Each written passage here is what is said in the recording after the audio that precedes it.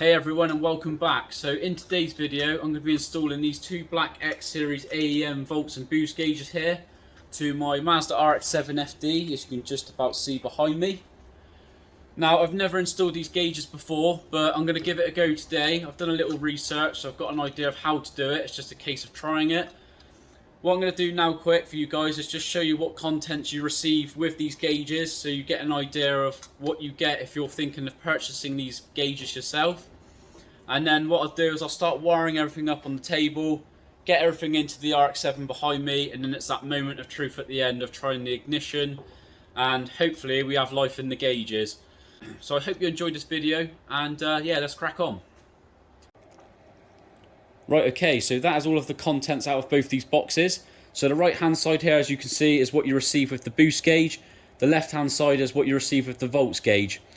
Now I'm going to start with how nice these gauges look first. So if I just quickly bring these up near the camera, just for you guys that haven't seen these before, so you know what you're getting for your money. The quality is really good, you cannot fault the quality. Lovely gloss black outer casing on the gauges on both. And then you get these lovely black faces. You can also get white ones as well, I believe. You just need to take the gauge apart and switch them out. So it just depends on your taste, on what theme you're doing on your own car, to be honest. I'm going to keep the black faces because of the gloss black interior I've got going on with the red. I just think it's going to look really, really good. When you flip these over, you will see that you've got these brackets. So you just unscrew these, and then this little bracket on the side will come away. And that's to clamp the gauge to the back of your pillar pod.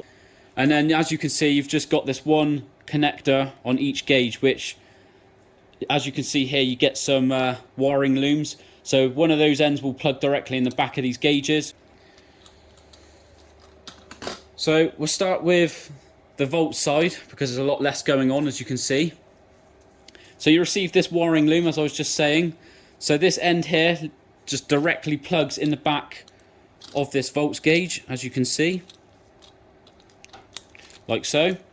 So just click that in the back. On the other end of this wiring loom, you can see you've got a red and a black wire. So the black wire goes to the ground somewhere of your car, and then the 12 volt, I'm going to fuse tap this into my fuse box in the RX7, which is down by the foot pedals, I believe. So I'm going to crimp or solder this wire to this. I believe soldering is a better way of doing it than heat shrinking the wire, so I might do that, to be honest. But other people do it this way, you just crimp it. Let us know in the comments if you've had any issues with that. As I say, I'm new to this. Then what I'm going to do is pull out a 10 amp cigarette lighter fuse from my fuse box, plug this in with a 10 amp, which is what this is, and then I'm going to add a 5 amp fuse to this, which can run the gauges because they run at 5 amp. So as long as everything is below the running ampage, you should be fine. You shouldn't blow anything up. The only other thing you receive with the volts gauge is these electrical components, which is to crimp the wires to. But as I say, I might solder the wires and then heat shrink them because it's a better way of doing it. Right, so let's move on to the boost gauge. So again, same as the volts gauge, the whole quality and the look is the same. So there's not much I need to go over with that. Again, when you flip this gauge over, you can see you've got a connection. Grab the boost gauge wiring loom and plug that connection there into the back, like so. Now on the end of this wiring loom, you can see you've got one loom that's got a sensor connection, and then another loom which has got multiple coloured wires. Now I'll go over the coloured wires first, because what I'm going to do is blank off the brown and the white one here, because I think all that does is makes your gauges dim when you turn the lights on and off, which I'm not really fussed about, to be honest. I don't care if they just stay on the full sort of illumination as such. So I'm probably going to blank those two off and just focus on the red and the black. Now what I've seen online is you can twiddle the black wire from this loom and the black wire from the other loom together and ground it off the same wire. And then again with the red, so we'll twiddle those together and then fuse tap that into the same fuse point. And that should work, to be honest, from what I've read online. So it's just going to be a case of giving it a go. Now this sensor connection goes into one of the components you receive in the box, as you can see here. This here will go straight into this, that way. So just give that a little push and it'll click into place, like so. And on the other end, you can see it's threaded. If I just come up near the camera. And what you do is grab this other piece you receive in the box. This will screw all the way down, which I won't do for now. You screw this all the way down, and then you grab this vacuum hose, which you get in the box supplied. That'll go to this. So yeah, you pop this vacuum hose over this end. I won't put it all the way down, as I say, because I'll do that in a bit. It's just to give you guys an idea of how it should be. Then what happens is this end will get pushed through to the engine bay. So what you need to do is find the best sort of hole to push this through into your engine bay. On the RX7, this will go directly to the plenum. Now, I run a boost controller, so I want to keep the boost controller and run this gauge. So they supply you with this T-piece. So I'm going to have to push one end on this T-piece, like so. And then my boost controller is going to have to come in on the side. And I'm going to have to get another bit of hose to come off of this to go to the plenum, if you see what I mean. So that way you can run both the gauge and the boost controller. Hopefully that is the correct way of doing it. That's just what I've read online, so it's going to be a case of trying it and fingers crossed it is okay. Again, you just get some electrical connections, but which I'm probably not going to use because I'm going to do some soldering. And yeah, that is pretty much it, guys. Right, so what I've done now is I've soldered both the 12 volt wires from both looms into one. So you can see the two red wires. That's now soldered into this extension wire. And I've done the exact same with the black ground wires. So as you can see, if I turn this round, you've got two wires off both looms going into one shrink wrap. I've soldered the extension wire to the two. And then I'm going to just cut this about here, I think, just so it gives me that little extra room just to reach the fuse box and the ground point that I've chosen. So that's what I've done. You may not have to do this on yours, it's just something I've had to do just to reach those points. And as I say, you can ground and plumb in your 12 volt wires anywhere you choose. So what I'm going to do now, start pushing the wires from this gap here through to the side and then down to the foot pedals. Now, when I get down to the pedals, you can see the fuse boxes here to the right. So what I'm going to do is take out this 10 amp fuse here on the bottom left, because that's the cigarette lighter. And then that 10 amp is going to go into that fuse tap holder. And then I'll put the 5 amp fuse next to it so it runs the gauge. So that's fairly straightforward. And then literally just to the left here, you can see that bolt sticking out. Now I've just cracked the nut off. Now what I'm going to do is put an eyelet on the ground wire and then put the flange nut back on that. So that's my ground, and then that's going to be the 12 volt. So that should run both gauges. So that's what I'm going to do now, start threading those wires through, and then I can put the fuse tap on and we can test the gauges out, and fingers crossed everything's going to start to work.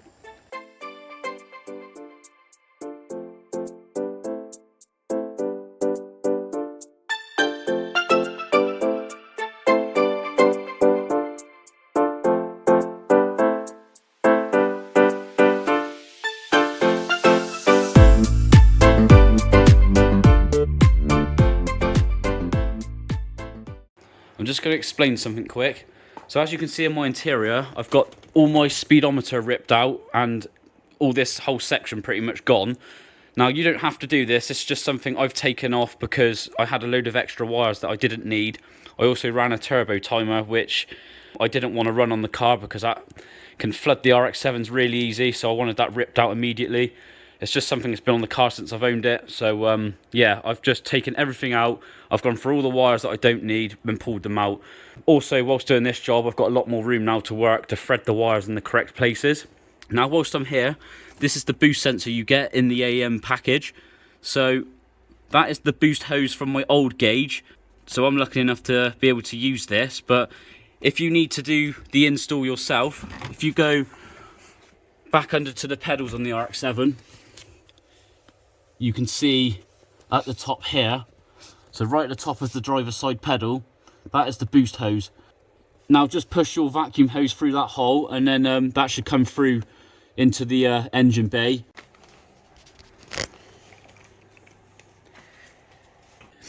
Right, so this is the boost hose. which is coming out from this hole here, as you can probably just about see. So yeah, that's coming from inside the car. Then if you follow this boost gauge hose up, I've T-pieced off here because that's going to my boost controller, and then this hose here is going into the plenum. As you can see, it's this hose here, so it comes directly off of this inlet.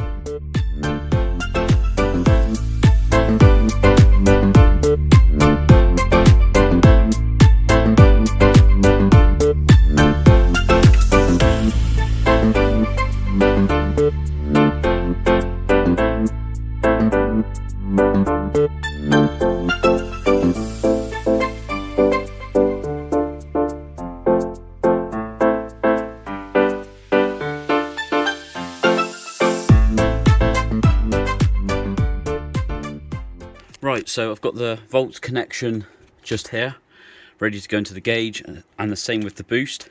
The boost solenoid is completely out the way up into this gap, so that won't foul on anything, and the wiring is pushed behind this plastic. Then the wires are going through this hole here,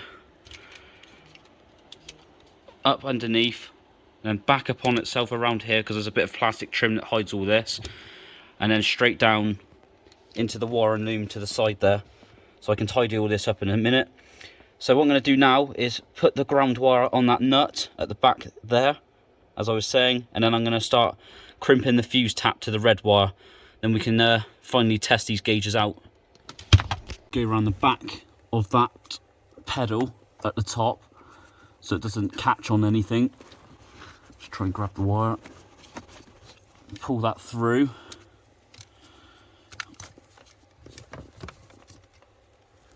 And then this wire and the loom will all be cable tied right up here out the way, so you won't see any of these wires.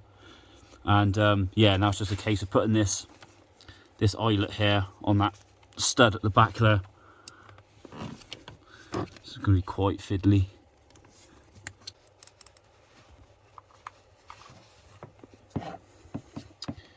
So put this 10mm nut back on.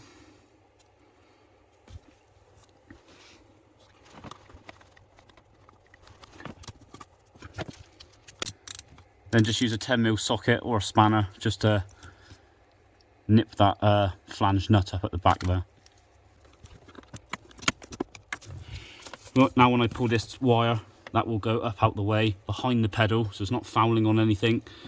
And okay, we'll tie this to that wiring loom, as you can see just up here.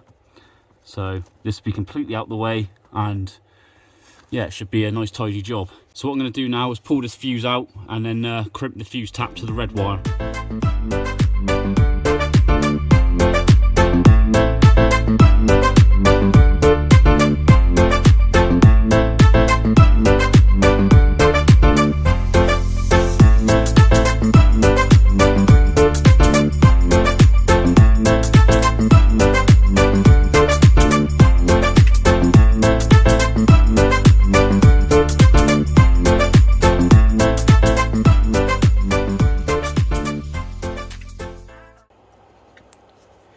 Right, so before we go putting everything back into the car, I'm going to plug these gauges in now, and we'll just make sure they're working okay and reading at least something. So we'll do that now.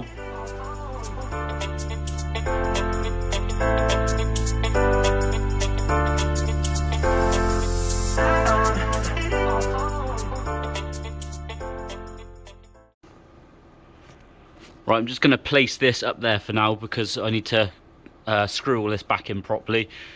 So what I need to do now is go to the back of the car because I've got a battery relocation to the boot. We'll put the terminal back on, and fingers crossed we have some life now to these gauges.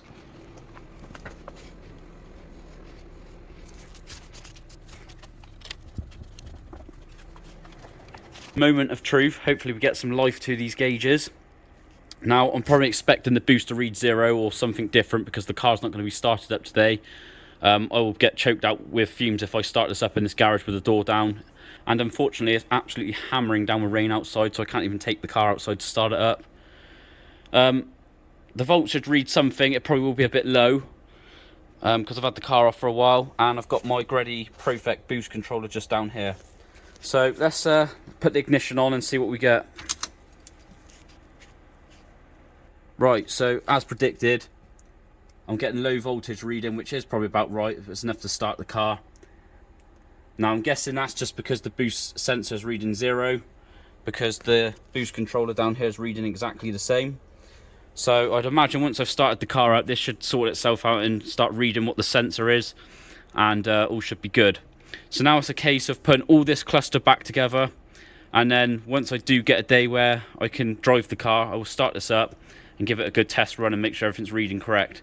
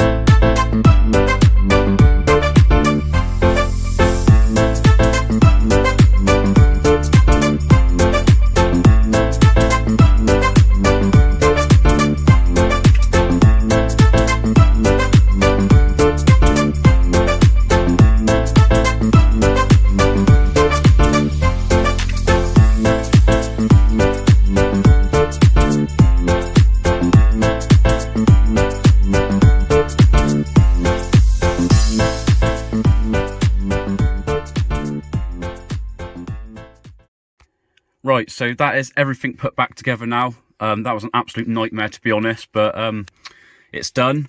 So now it's the moment of truth for one last time, just to make sure these work, because I could have upset any wires or pulled something out. I hope I haven't. So let's do that now.